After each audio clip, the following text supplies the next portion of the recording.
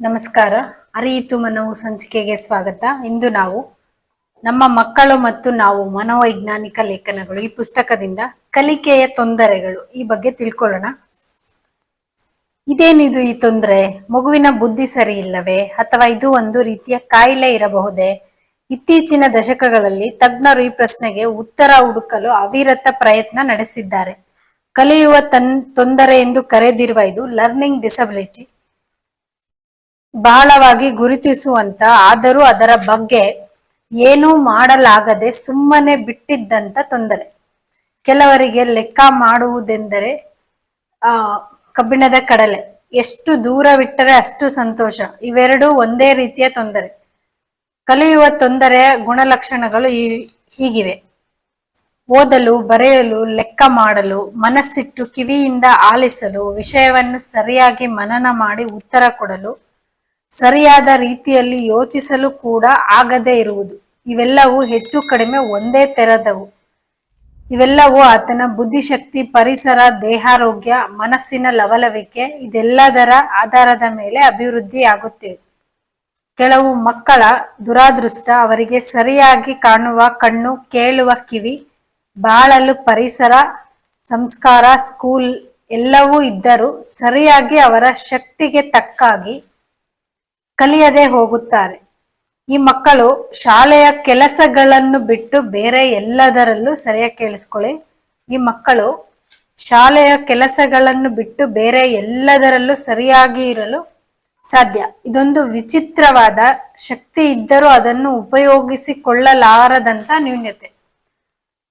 So ಇದನ್ನ ಕೇಳಿಸ್ಕೊಂಡ್ರಲ್ಲ, ಅವ್ರ IQ normal ಇರುತ್ತೆ, ಈ ಅಕಾಡೆಮಿಕ್ ಡಿಲೇ ಮಾತ್ರ ಇರುತ್ತೆ.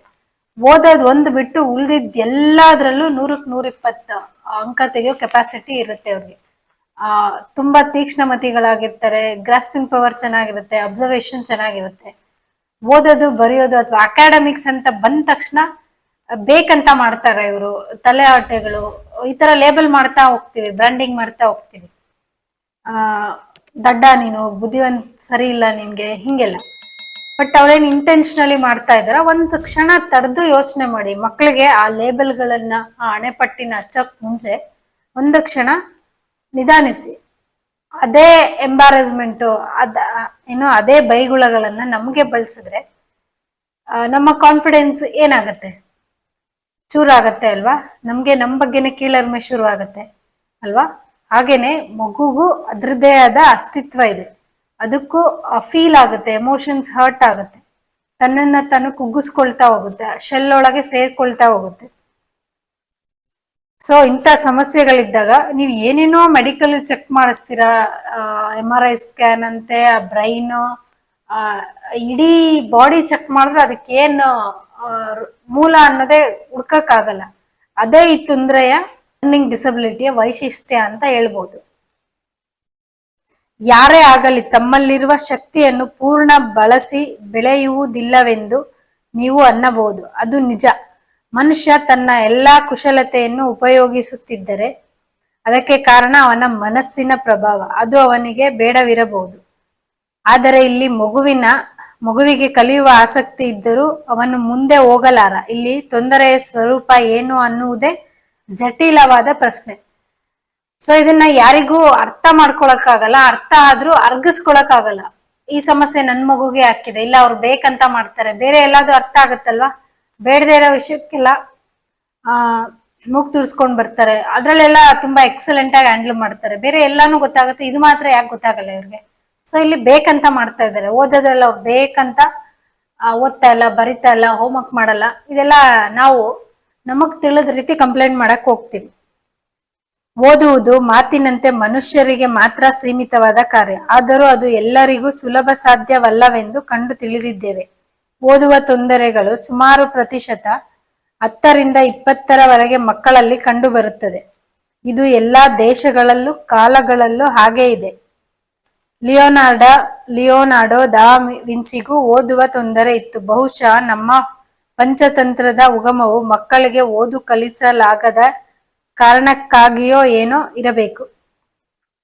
ಸೊ ಈಗ ಪ್ರಸ್ತುತವಾಗಿ ಲರ್ನಿಂಗ್ ಡಿಸಬಿಲಿಟಿ ಅನೇಕ ನೇಮ್ ಫೇಮ್ ಇರೋ ವ್ಯಕ್ತಿಗಳು ಅನುಭವಿಸಿರೋದುಂಟು ಅವರ ಇದ್ರಲ್ಲಿ ಬಾಲ್ಯದಲ್ಲಿ.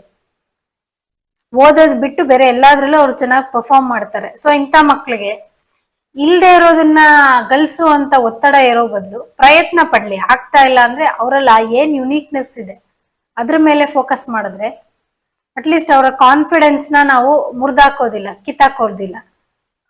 ಇರೋ ಸ್ಕಿಲ್ ನ ಆಳವಾಗಿ ಬೆಳೆಸ್ಕೊಂಡು ಜೀವನ ಕಟ್ಕೊಳ್ಳೋಕೆ ಸಹಾಯ ಮಾಡ್ದಂಗಿರುತ್ತೆ.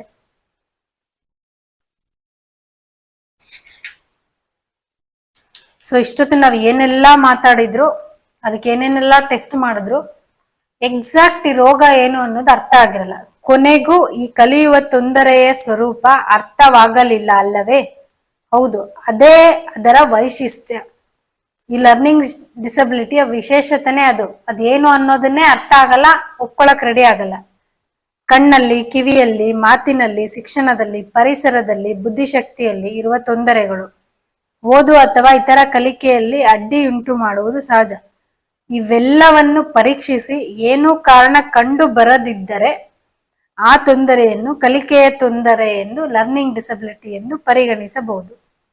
ಸದ್ಯಕ್ಕೆ ಇದಕ್ಕೆ ಅರ್ಥೈಸಬಹುದಾದೆಂದರೆ ಮಗುವಿನ ಭಾಷೆಯಲ್ಲಿರುವ ಸೂಕ್ಷ್ಮ ತೊಂದರೆಗಳು, ಅಂದರೆ ಯೋಚಿಸುವ ರೀತಿಯನ್ನು ಸೇರಿಸಿ ಕಲಿಯುವುದರಲ್ಲಿ ಸಾವಧಾನ ಇಲ್ಲದಿರುವುದು, ಕಲಿಯುವುದರಲ್ಲಿ ಅವಶ್ಯವಾದ ಕೆಲವು ಹಂತಗಳಲ್ಲಿ ಅಸಮರ್ಪಕತೆ ಹಾಗೂ ತನ್ನ ಬಗ್ಗೆ ಮಾಡುತ್ತಿರುವ ಕಾರ್ಯದ ಬಗ್ಗೆ ಯೋಚಿಸದಿರುವುದು, ಅಂದರೆ ಸ್ವಯಂ ಮಾರ್ಗದರ್ಶನ ಇಲ್ಲದಿರುವುದು.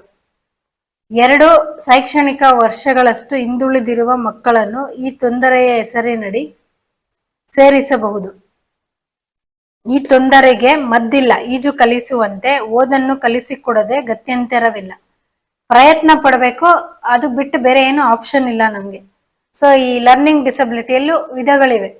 ಡಿಸ್ಲೆಕ್ಸಿಯಾ ಇರ್ಬೋದು, ಡಿಸ್ಗ್ರಾಫಿಯಾ ಇರ್ಬೋದು, ಡಿಸ್ಕ್ಯಾಲ್ಕುಲಿಯಾ, ಡಿಸ್ಫೇಸಿಯಾ, ಹೀಗೆ ಬೇರೆ ಬೇರೆ ರೀತಿಯಲ್ಲಿ ಆ ಸಮಸ್ಯೆಗಳ ಸ್ವರೂಪ ಕಾಣಿಸ್ಕೊಳ್ಳುತ್ತೆ. ಬೇರೆ ಏನು ಮೆಡಿಸಿನ್ ಇಲ್ಲ ಇದಕ್ಕೆ. ಗ್ರಾಜುವಲಿ ಆ ಟ್ರೈನಿಂಗ್ ಮೂಲಕ, ಓದೋ ಕಲ್ಸ್ಕೊಡೋ ಪ್ರಯತ್ನ ಮೂಲಕ ಈ ಕೆಲಸನ ಶಾಡೋ ಟೀಚರ್ಸ್, ರೆಮಿಡಿಯಲ್ ಎಜುಕೇಟರ್ಸ್ ತುಂಬಾ ಎಫೆಕ್ಟಿವ್ ಆಗಿ IEP ಅಂತ ಹೇಳ್ತೀವಿ, ಇಂಡಿವಿಜುವಲೈಸ್ಡ್ ಎಜುಕೇಶನ್ ಪ್ಲಾನ್, ಈ ಮೂಲಕ ಅವರು ಅಂತ ಮಕ್ಕಳಿಗೆ ಕಲ್ಸ್ಕೊಡುವ ಪ್ರಯತ್ನನ ಮಾಡ್ತಾರೆ. ಧನ್ಯವಾದಗಳು.